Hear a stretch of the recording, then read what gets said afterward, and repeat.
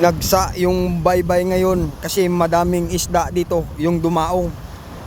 Mga lapu-lapu, mga mamsa, pinanguha nila. Ayun, may nakaubad pa yun, oh. Nakakuha siya ng lapu-lapu na may sa loob may mamsa.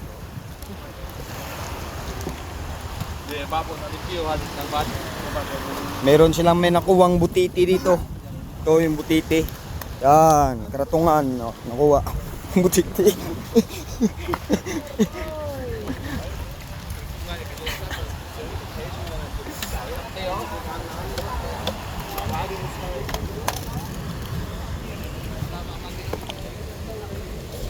Lobster.